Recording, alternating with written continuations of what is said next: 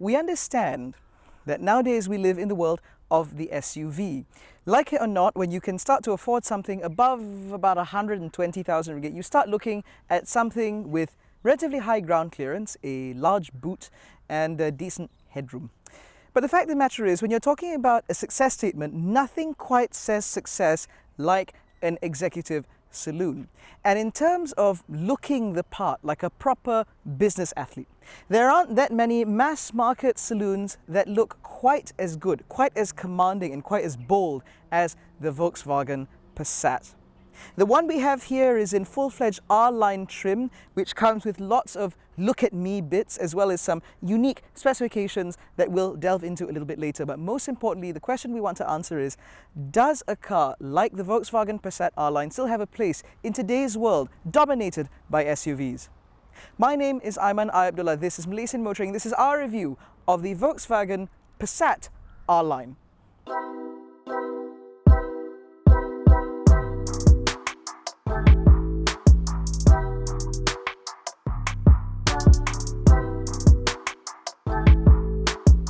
Okay, so the Passat R-line it's sort of just a trim level, but there are some unique specs that we'll get into a little bit later. But the powertrain is the same. The suspension system is slightly different, but again, we'll get into that a little bit later. Let's talk about the exterior first. So as standard, the Passat comes with these new full LED IQ lights, which are nice. They have scrolling indicators now, which I think are pretty cool, and the LED daytime running light design I think is very distinctive. Now, because this is an R-line, you get an R-line badge down here, and you get a slightly bolder, more aggressive bumper with this black bit that people have described as looking a bit like a dog's bone.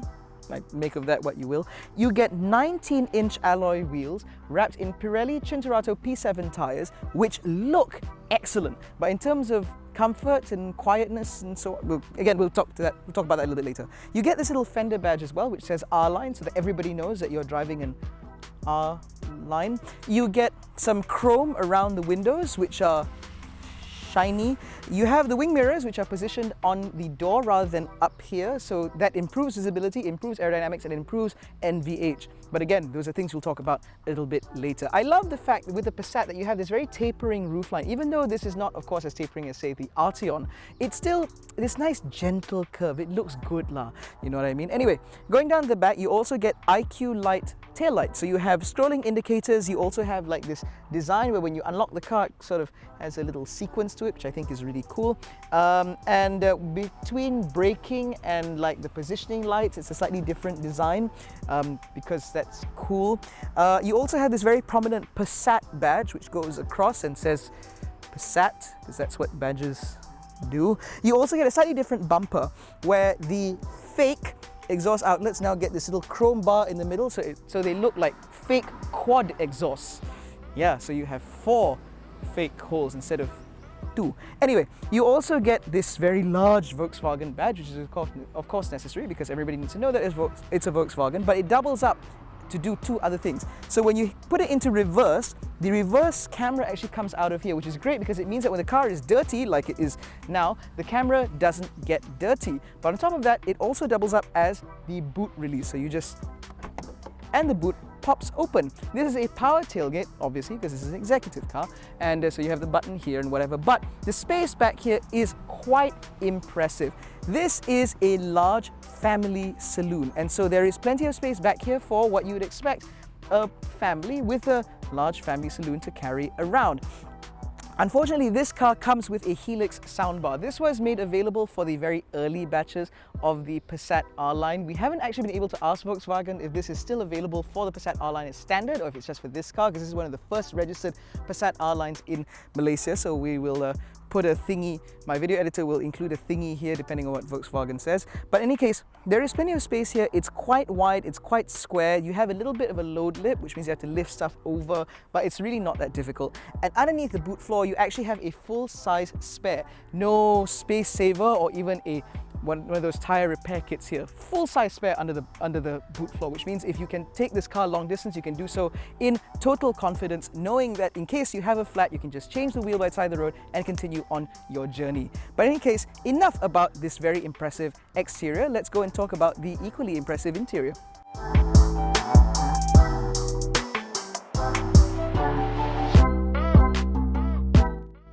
Now, inside the Volkswagen Passat, that sort of business athlete theme continues. So you have this very, how do I explain this? It's a very mature design for the cabin. It's a very Volkswagen type thing. So for starters, you're greeted with an R-line steering wheel, which has this sort of perforated leather down the sides, and the whole thing is leather wrapped, of course, and stitched, and it's very nice to hold, and it's very nice to feel with these nice buttons on it, and everything feels very nice. There are also paddle shifters on the back because obviously it's an R-line. You want to make full use of the capabilities of this car. The other interior feature that stands out to you is this full width aircon vent, which it kind of stretches all the way across. Unfortunately, there is a bit in front of the passenger that doesn't actually do anything, but it looks like this single continuous line, which does look quite nice. You also get this sort of geometric-y silver sort of trim pattern and some chrome bits in the bottom. All in all, it looks really quite good. Anyway, sat here, the first thing that strikes you is, of course, the digital instrument cluster. Now, this is an incredibly customizable display with lots of different options, which is all accessible via hitting the view button here, and you can also scroll through all the menus via the buttons on this side, which means that you can get all the information that you want displayed to you the way you want it, exactly how you want it. So that's really quite nice. Now, in the middle, you get a glass touchscreen. It's not capacitive, it's a glass touchscreen. And this is, of course, one of Volkswagen's newest MIB infotainment systems. And I have to say, it is incredibly intuitive, it's incredibly easy to use, and it looks fantastic. It's really responsive, it looks great. And of course, it comes with Apple CarPlay and Android Auto. Unfortunately, it's still wired at this point. And of course, all the points in this car are USB-C, so I've had to nick my MacBook cable because it's the only C2C cable I have. And but in any case, when it does work, it looks great. This car also comes with gesture control, which is quite annoying because I can never seem to make it work, but when it does work, it makes that weird swipey noise. I just don't understand the point because you have to hold your hand so close to the screen to make it work. Why don't you just touch it?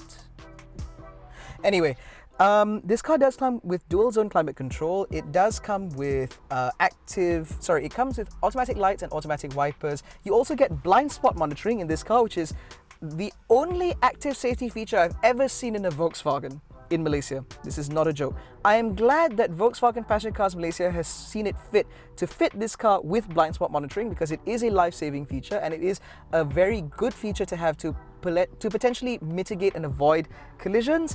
However, the fact that this car only comes with blind spot monitoring is still slightly concerning because at this price point, you really should see a bit more than just that. But anyway, we'll talk about the good things again. So this car comes with electric seats on both sides. This car the driver's seat even comes with three-person memory settings as well as electric lumbar with massage function, which is actually not very good because it's just the lumbar going in and out, but I guess it's good for a long distance drive lah. The headrests are incredibly adjustable. They go up and down and forward and backwards, so you can actually get a really nice seating position in this car. And of course, as with any Volkswagen, everything is laid out absolutely perfectly, so the driving position is fantastic. You even get adjustable lower thigh support for the driver, albeit only for the driver.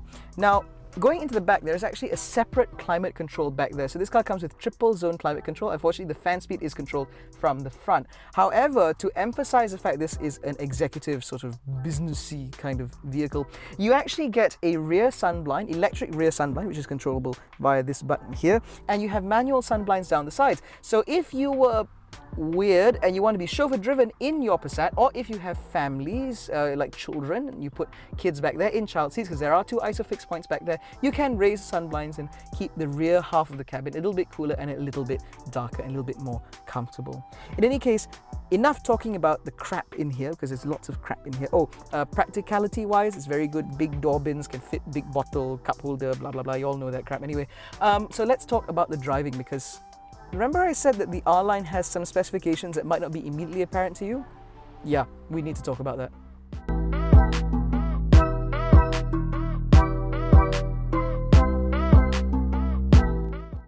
So, what's the Volkswagen Passat R-Line like to drive? Well, the Volkswagen Passat R-Line is of course part of the facelift, and with the facelift it came with a new powertrain. So now gone is the 1.8 litre that used to be fitted to the Comfort line and Sport line models, and now you get a 2 litre 4-cylinder turbocharged engine with power going to the front wheels via a 7-speed dual-clutch automatic gearbox. Output is rated at 190 PS and about 320 Newton meters of torque. Now, some of you will note that this is actually less power than the 2-litre that was previously fitted to the Highline models in the pre-facelift Volkswagen Passat. But a lot of people have been talking about that, a lot of people have made mention of that, but I think that what's most important is not so much about output, but rather how it affects the driving experience. Now, from behind the wheel, what I can tell you is the use of the larger engine means that compared to the 1.8 litre that used to be on the entry-level and mid-range Passat, it feels like the torque is a lot more immediate, and it feels like there's a lot more torque available. There's something about the way it delivers its torque that feels a lot smoother, it feels a lot more urgent, and I feel that that sort of lends to a more relaxed character to the Volkswagen Passat. Now, it's worth noting that in terms of output numbers, the R-Line and the Elegance both have exactly the same output. So buying an R-Line model doesn't necessarily mean that you're getting more power. It doesn't mean you're getting any more power at all, in fact. Now, what is different, however, between this car and the Elegance, the R-Line and the Elegance, is the adaptive suspension. So this car gets dynamic chassis control, or DCC, which means that you can actually change the damping settings in this car. So you have several drive modes to choose from, and you also have an individual mode where you can change different aspects of the car, such as the suspension, the responsiveness of the engine, the throttle, the gear changes, as well as the weighting of the steering wheel. Now, the thing is, I'd like to point out the fact that the changes are not as dramatic between the different modes as one would expect. Sure, in sport mode the car becomes incredibly stiff and you can feel every single bump, but between comfort, or rather between normal and comfort, for example, there really isn't that much of a difference. However, if you use the individual mode in the DCC, you can actually change all of these different things, and you can actually you can manually set that the suspension can be somehow softer damped than it is even in comfort by doing it manually. It's a bit curious, but that is what it is. Now, in terms of driving experience, there are a few things that are worth noting. For starters, the Volkswagen Passat has always been a rather accomplished car to drive, and that sense of maturity and sure-footedness continues here, that's for sure. On top of that, the larger capacity engine, as I said earlier, means that the torque feels a lot more immediate and feels a lot more relentless as it pulls you along. And driving around in town at town speeds, this car certainly has enough twist to get you out of the worst possible scenarios, and it's definitely good for 90% of day-to-day usage. However, it is worth noting that with only 190 PS, high-speed highway driving is a little bit more difficult. This is not a car that can simply get up and go and immediately reach highway speeds very quickly. This is a car where you want to build the momentum and then just sort of maintain that momentum once you've hit cruising speeds. When you are cruising, however, that's when this car is at its most comfortable, because with its 19-inch alloy wheels, with the DCC and so on, you can set this car up quite nicely, and there is plenty of grip for you to cruise with and also to take corners at relatively high speed. You can carry speed through corners pretty well in this car. There is a lot of mechanical grip. Also helped by the fact that this car comes with an XDS front differential.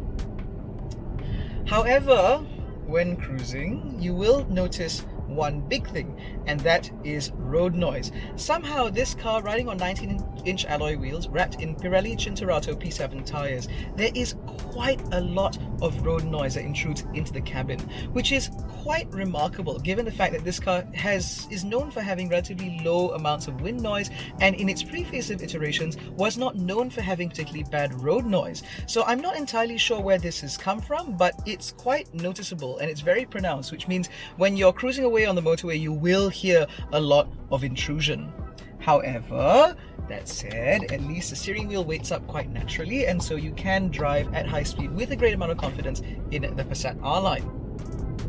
In town, the 19-inch alloy wheels also have another slight issue. Because they are so big and because the tires are so low profile, the primary ride is quite badly impacted, in the sense that when you hit a bump, or even when you hit an expansion joint, the impact judders through the cabin, and it's very noticeable. Again, this is not a characteristic that I was necessarily familiar with in the previous or other pre-facelift Passat, so I'm not entirely sure why it's become so pronounced in this particular car with this particular set of wheels.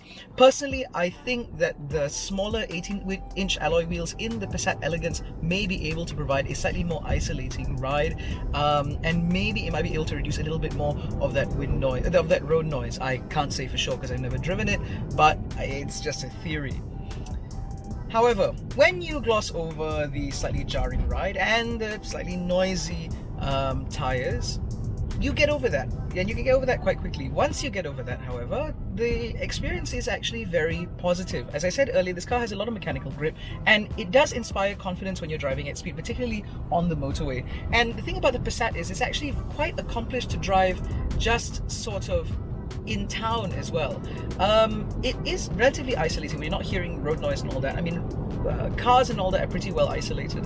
And from what I can say is that, from my experience with this car, what I can say is this: it definitely feels like an executive car. It feels like an expensive executive car at that, because that is essentially what it is, right? When you buy a D-segment saloon, it is something of a success statement, and I feel that the Volkswagen Passat does a very good job at conveying that sort of sentiment, particularly to the driver. I would love to drive one of these things on a regular basis. I think that there is certainly enough power in this on for day-to-day usage, that's for sure. And you're very infrequently left wanting. I think also the inclusion of blind spot monitoring for this car is very, very noteworthy, because it does help to improve it helps to improve this car's safety credibility, particularly when driving in town. Unfortunately, that is the full extent of this car's active safety features. There is no AEB, there is no rear cross traffic alerts, there is no collision warning or collision mitigation. Unfortunately, all you get is blind spot monitoring. But you know, we'll be grateful for what little we can get, and I certainly hope that this marks the beginning of VW sort of revising their spec sheets to include more active safety, because that's kind of what people want now. Now, before I leave you, or rather before I conclude this review, I want to talk about fuel consumption. Now, this car came with a full tank, obviously, and we've covered 680-ish kilometers, and I still have 160 kilometers of range left. The long-term consumption figure on this car, which is inclusive of having to leave the car idling while we film and so on, is still a very respectable 8.2 liters per 100 kilometers, which is incredible for a car, particularly with a 2-liter 4-cylinder engine. We haven't exactly been driving this car very hard, but we haven't been particularly gentle with it either. And so the fact that it can return 8.2 liters 100 kilometers is incredibly impressive, particularly when you take into account it does get better, because when we drive this car around, there's a sort of trip summary. Every time you shut the car off, it'll tell you how well you did over your last trip, and it was not abnormal for us to see figures like 6.5 liters per 100 kilometers, or sometimes even lower still. So this is clearly a very efficient car. It's a very comfortable car, and it's clearly a car that is made for driving over longer distances very comfortably and very accomplishedly. This is a car that I can recommend very easily to those looking for not only a D-segment saloon, but even for those who may be in the market for a compact executive saloon like a Mercedes-Benz C-Class or a BMW 3 Series or something along those lines, because the Passat is an incredibly mature, incredibly accomplished machine, and it can appeal to premium buyers as well, just as long as you're willing to look past the lack of prestige that the VW badge may have against proper premium marks. As far as I'm concerned, the Volkswagen Passat R-Line is a very, very good car, and it's certainly something you want to look at if you're shopping in that segment. Anyway, thank you so much for watching. If you enjoyed this video, don't forget to give us a thumbs up, subscribe to the channel, hit the little bell icon so that you're notified every time we make a new upload. Don't forget to follow us on Facebook, Twitter and Instagram. All the links are in the description below. Of course, I hope that all of you are staying safe and staying healthy. We'll catch you in the next one. Take care, stay safe, jangan bodoh. Ciao!